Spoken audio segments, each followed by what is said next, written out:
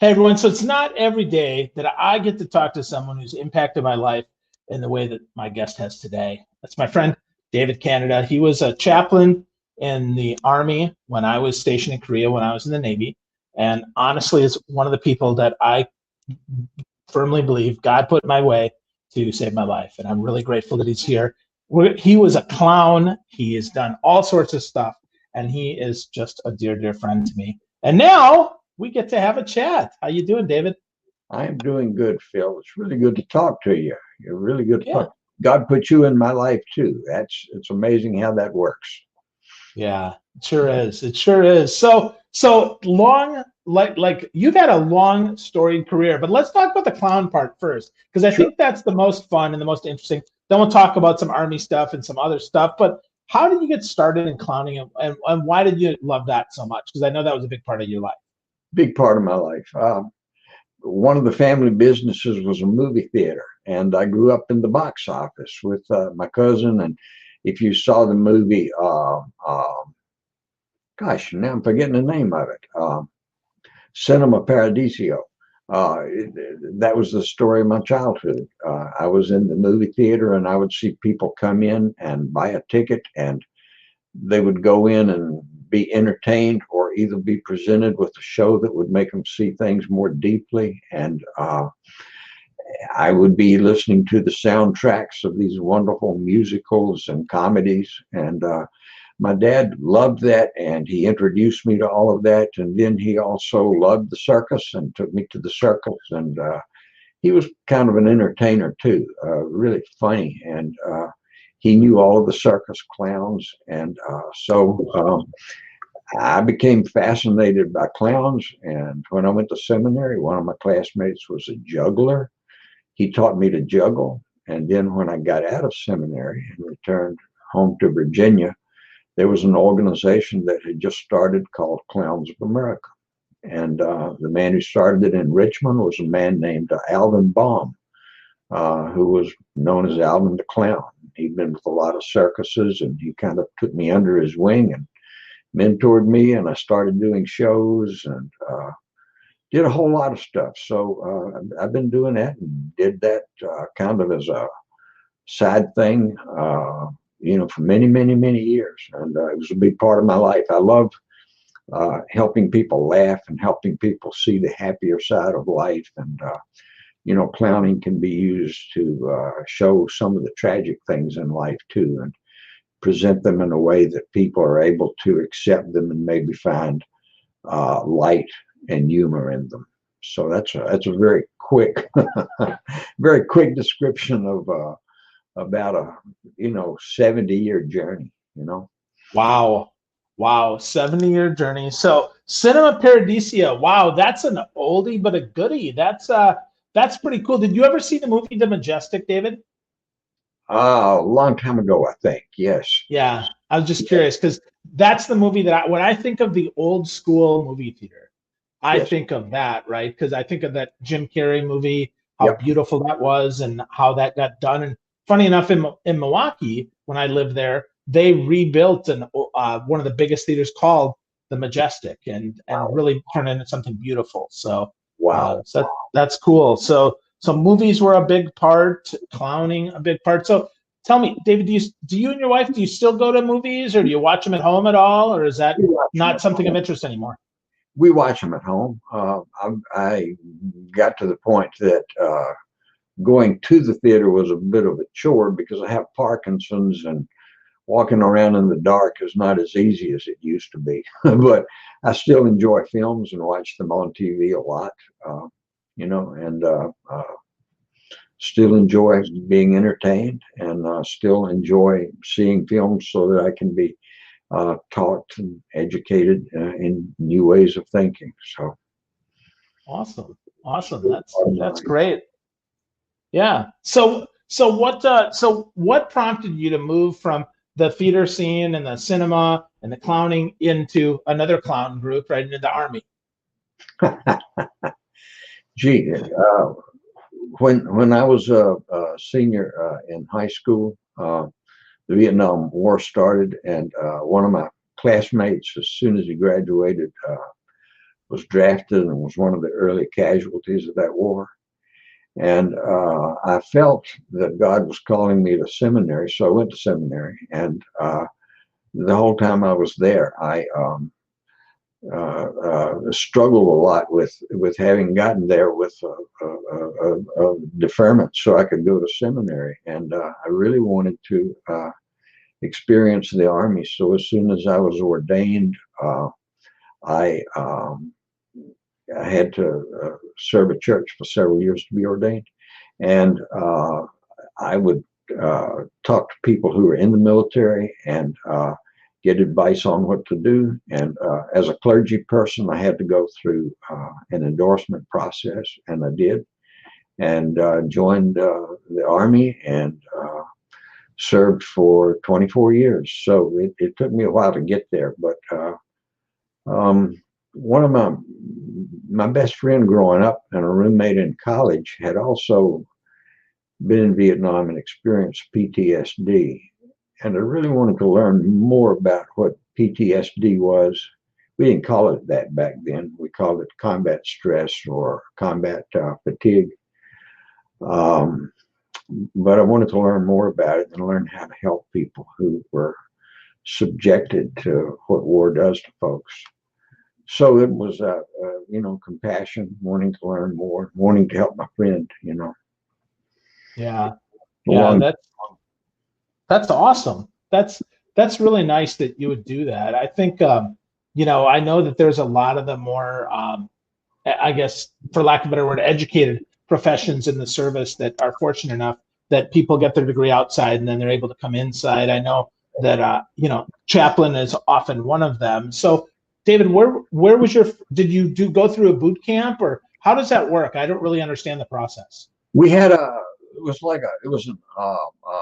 an officer training course. We went to, then it was at, where was it? It was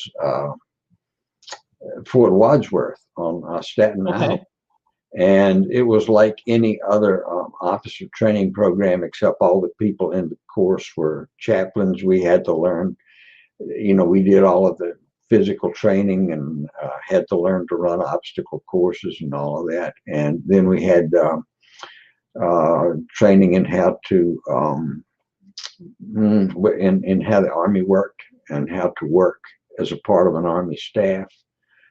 And part of it was training with troops. So we would spend part of that time out in the field with soldiers from Fort Dix when they were on maneuvers, and talk to them, get to know them, and it was a beautiful experience. Although the chaplain school was not my favorite part of the Army. No, no, it was. I liked it better when I could be with folks, sure, out in the field or something. Yeah, that's cool.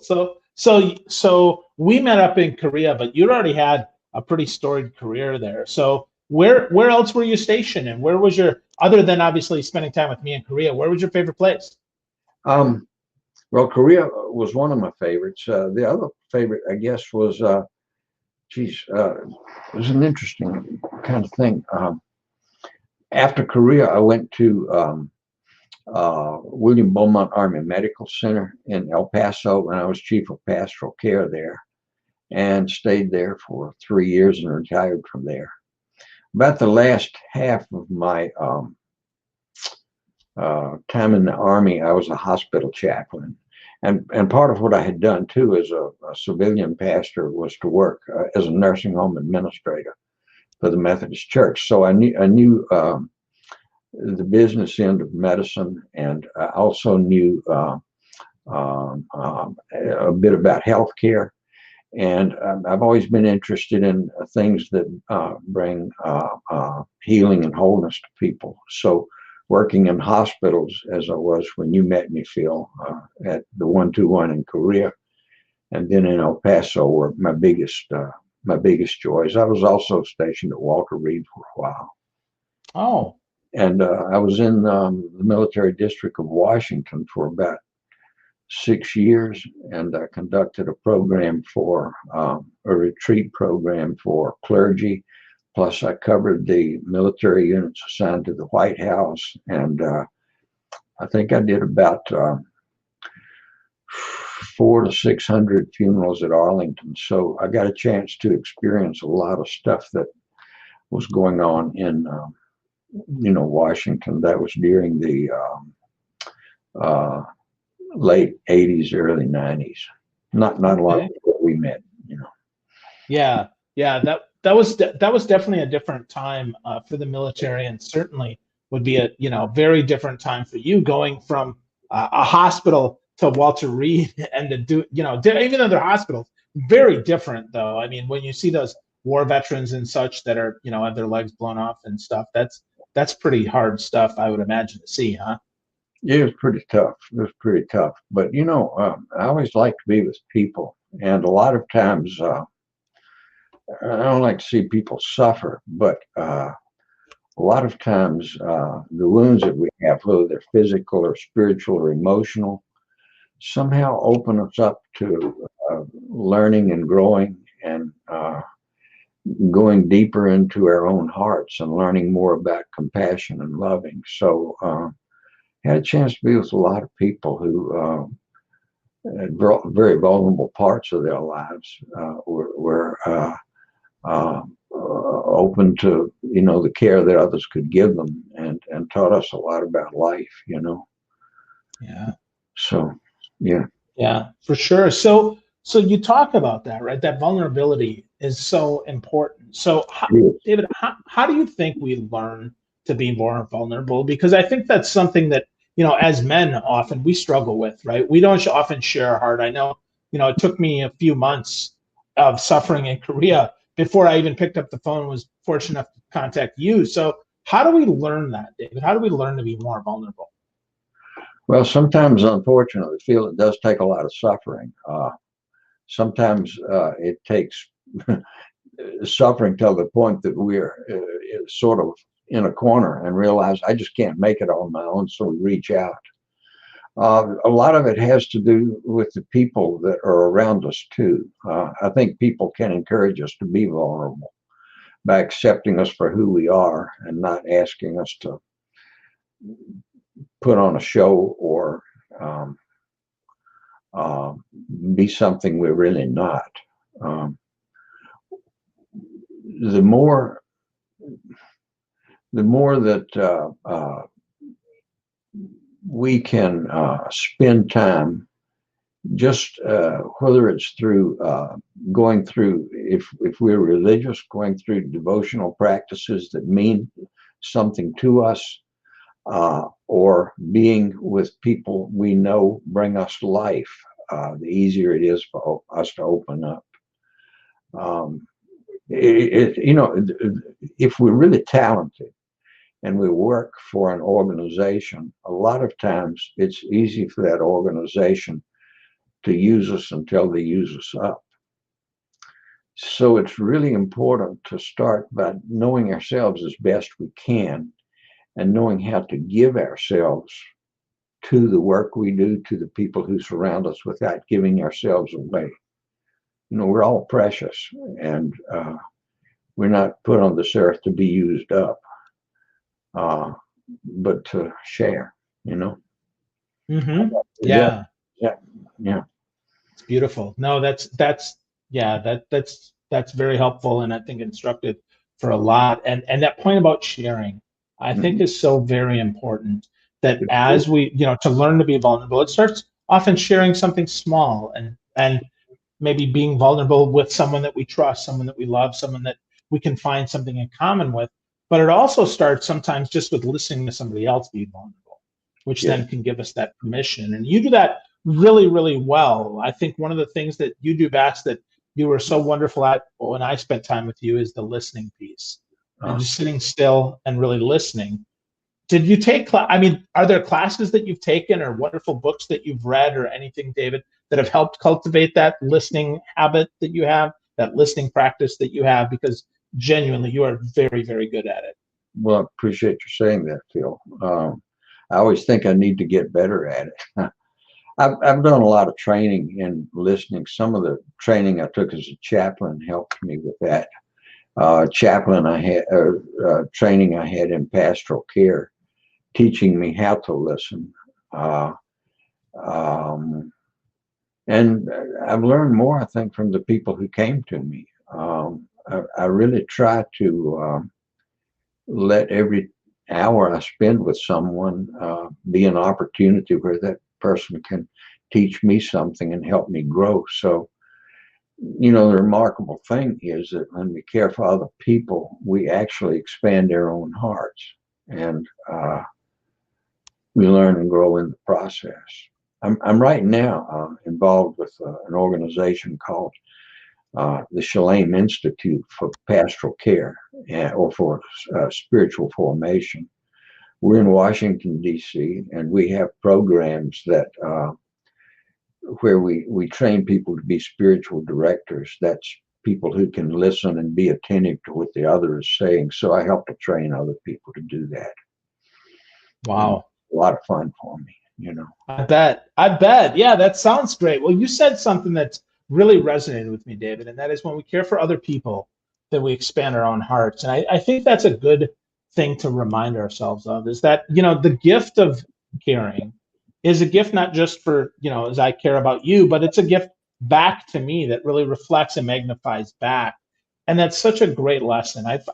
I know that sometimes I forget that too, right? I think that, you know, sometimes I feel depleted. I've given what I can, but it's a great reminder that if we give really, you know, without expectation, I think that's the key to that gift, is just to give without expectation and just be present and be there. That really fills us up. So, Yeah. yeah. So you talked about the Chaplain Institute, and I know you do, you know, you're a Kindred Spirit Project. You get involved in a lot of this stuff. And David, frankly, I mean, you are still so active. You just impress me. So can you talk me through your kind of your daily routine? Because you're more active than I am on Facebook, and that's saying something. Geez, what can I say? I get up fairly early in the morning, and sometimes I'm up. Well, I'm always up by 6 o'clock, and I often have prayers for an hour before I get up, and I do what I call it's called intercessory prayer, which is not asking God how to fix anybody, but remembering people, remembering things. And I'll just, for example, I can, in my prayer, mention Phil. And when I mention you, I'm simply lifting you up, because I believe that there's this wind and breeze of love and grace that flows through all of creation. And when I lift you up to that, I believe that it helps and lifts you. And I do that with all the people in my life. And, you know, I've had so many people in my life, it usually takes about an hour just to go over the list of names of people and, you know, institutions, programs, things I care about. I just lift them all, name them. And that starts my day in a positive way, because it fills my mind and my heart with things and people that have given me life. And it also reminds me of the people that I know and the things that I know that are struggling or broken. And it, you know, reminds me that there's still a reason to keep living and keep loving and doing the best I can to help make the world a more loving place. So then I eat breakfast, and several days a week we have Kindred Project prayer gatherings. We're now doing them over Zoom. The one on Tuesday, we had this week 34 people from all over the country and from Europe coming in, and we do a short meditation, sometimes a psalm or sometimes a poem by Mary Oliver or someone, and then we sit in silence for 20 minutes, and then we have the conversation that flows out of that silence, and it's just a beautiful experience. And then I'm usually on the computer, and you mentioned my time on Facebook. I've been concerned a lot of times by Facebook and Twitter and about a lot of the garbage that's out there. But what a long time ago I felt a need to do was to help claim that as sacred space and holy space. You know, cyberspace can be either a constructive, positive thing or a destructive thing. And so I intentionally look for things that I know will help people to think and take things to heart. One of the people who taught me the most was my mother. And when she really wanted me to learn something, she'd just hold her finger up, not in the way of scolding, but she'd say very gently, David, take this to heart. And I think she helped me to learn to move from up here, keeping everything in my head, to taking it into my heart and looking at it more deeply. So, you know, when I'm listening to people, whether it's in some kind of pastoral care or spiritual direction, I really try to take what they're saying and move it into my heart so that I can really hear and feel the heart and soul of that person. So that's my morning. Afternoon, I'm usually taking a nap part of the time, and then I do some more work on computer. I do a lot of corresponding with people. Right now, I'm writing a memoir. I live with my wife in a retirement community. We live in an independent living home or cottage, and we have dinner together. We're together off and on during the night, and in the evening we go to bed and watch a little bit of TV, try to watch something very entertaining, and then we have prayers together. And we're usually turning out the lights fairly early, about 8 o'clock or 8:30, you know. And so that's my day. Beautiful. No, that's good. That's good. Well, you said a lot of good stuff there, though, that's helpful for us. I think, you know, sitting quietly is something I know I don't do enough of. You know, just listening and being present. Even if nothing is said, I think listening is important. And, you know, the prayers and meditation, really important as well. And then looking for those good things and remembering those people and those places and those businesses and those organizations that have impacted your life. I think that's really important. I mean, that does it reminds us of our purpose. It reminds us of why we're here. It reminds us that it's not just about us, it's about the big us, right? It's the Right. bigger us, which I Right. think is really, really good. So wow, yeah, just a lot there to process. And as I listen again, there's just so much there that's instructive. And then the turning in early, you know, it's funny, David, I will tell you that until the last probably year or two, I would burn it at both ends. I was go to bed at midnight, up at 6 or 5:30, 6 o'clock. And now I'm also getting to bed earlier and making sure that I can get up earlier, getting rest, because rest is so important. We have to restore, Yep. right? Yep. Yeah. It really is. It's a restoration and a recreation process. And it strengthens us for the new day and whatever comes ahead, you know. Hmm.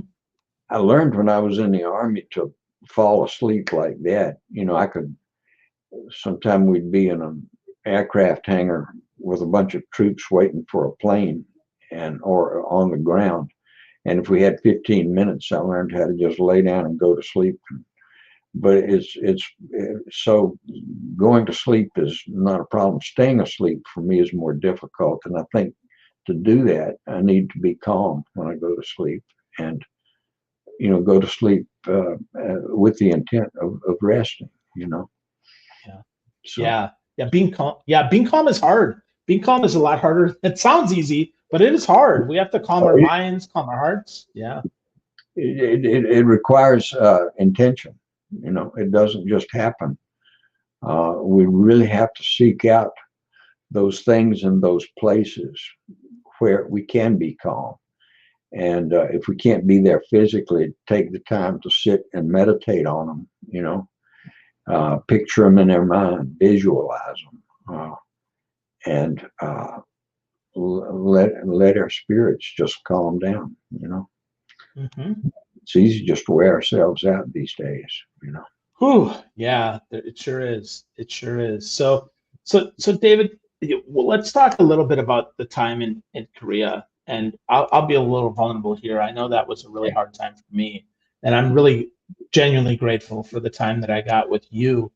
Was that, I mean, my experience where a combination of homesick, newly married, was very, really away from home for the first time, all of that, swarming about. And that was frankly, that was the year that we were expecting that Kim Jong-il was going to, attack South Korea. I mean, there's a lot of stress there. Yeah. So is that pretty typical of soldiers and sailors and airmen that are stationed overseas, or how does that work? That's my experience, Phil. That's my experience. That was a particularly difficult time. It's often more difficult when soldiers are over there without their families, unaccompanied, particularly if they've got kids. It would probably, I spent the other part of it too. Some of the hardest times in our life are often when we're in late adolescence and early childhood, or we're newly married and we've just become parents. And those are tough things to navigate without all the stress of having to be away from your family, or to be in a place where you're having to be prepared to go to war. And it's just really tough. So it really requires, I think, and that was one reason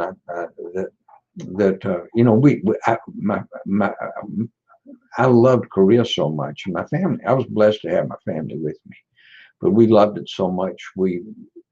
I volunteered to extend and was actually there 4 years. But I spent those 4 years. I met you. I met other people who've had a big impact on my life, and it always meant so much to know that I could be there and I could listen and I could help people navigate and move through this very difficult time in their lives. And in the history of the military too, it was good to be a small part of that. It wasn't a small part for the people who I interacted with and for me, but as you said earlier, we were all a small part of a much bigger picture.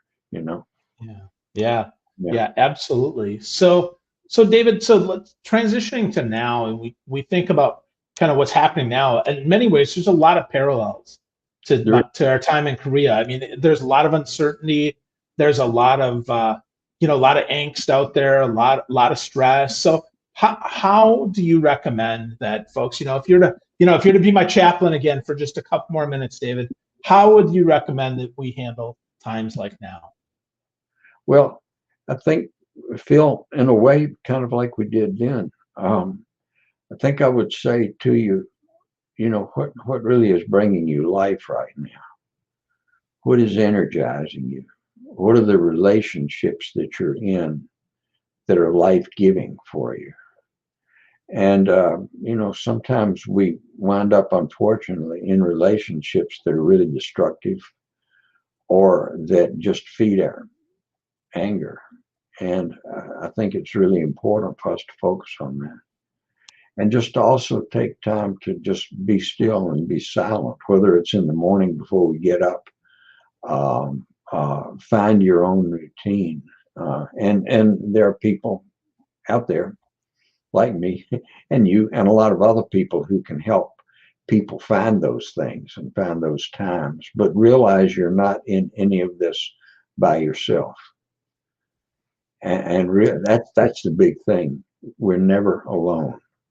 And the more we begin to understand how connected we are to each other, the less afraid we are, and the less lonely we feel. So it's just focusing on those and finding the people and the situations that help us experience that groundedness, that connectedness. Yeah. I like that. I think, there your two big points there, right? Find out what energizes us, what's giving us life, what's feeding our soul, what's feeding our heart, and then recognize that we're all interconnected and that we're not in this alone, and that there's a lot of people out there that can help us, that want to help us, that are able to help us, and just find that connection. I think that's really beautiful. Yeah, there really are. And another thing I found along the way, Phil, all of us are critical of some things, but there are some people who just become critics, and iconoclast people who are critical of everything just smash things, and they don't build things. I need to be around people who are interested in building things, who are interested in putting things together and pulling people together, and moving us to a point where we love more ourselves and other people and creation. So I think that's really important. Yeah, absolutely. Yeah, find more of the builders and less of the critics, and spend time with them, believe in them, and let them pour into you. I think that's beautiful, beautiful advice, David. So we covered a lot of stuff that I think can help a lot of people. But if there's one piece of advice maybe that you haven't shared, one thing that's maybe helped you or one thing that's guided you, what would that be? One thing I haven't shared, huh? Yep. Yep, because you've shared so much goodness. Share one other thing.